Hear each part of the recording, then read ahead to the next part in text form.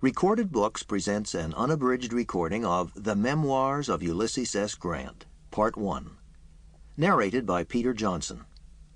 This work is copyrighted 1987 by Recorded Books, Incorporated.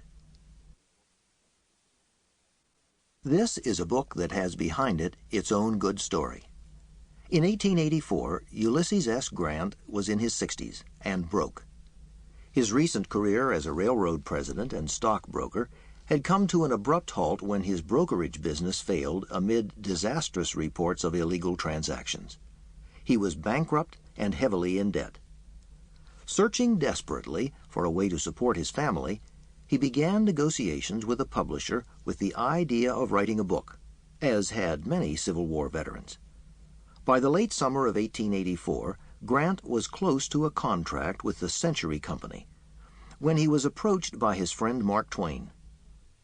This friendship, according to Grant's biographer, William McFeely, had always been seen as slightly bizarre.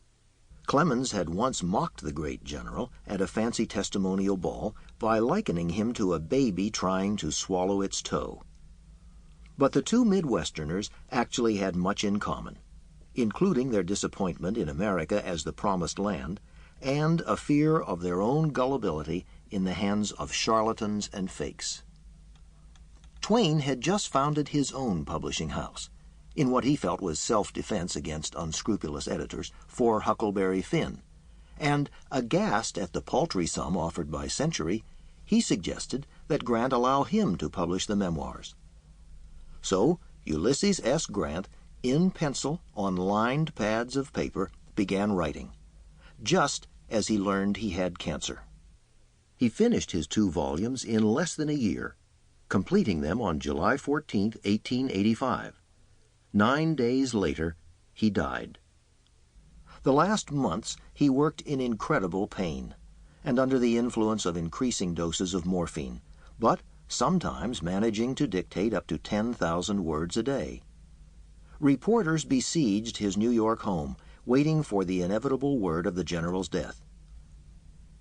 People stood outside sometimes for hours as the dying man inside struggled to finish his book before the cancer defeated him. It was published with phenomenal success, selling twice as much as Huckleberry Finn and bringing ultimately to Julia, Grant's widow, almost $500,000. This portion of the Memoirs of Ulysses S. Grant begins with his birth and boyhood, his days at West Point, the campaigns of the Mexican War, and ends with the coming... Sample complete. Ready to continue?